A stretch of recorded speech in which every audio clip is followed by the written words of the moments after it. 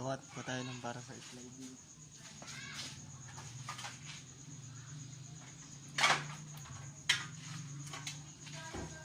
Ito yung mga gagamitin natin. Interlocker tapos lock style. Tapos ito po head. Tapos ito po yung seal. Tapos ito po yung jam. Tignan natin, tignan natin maigi.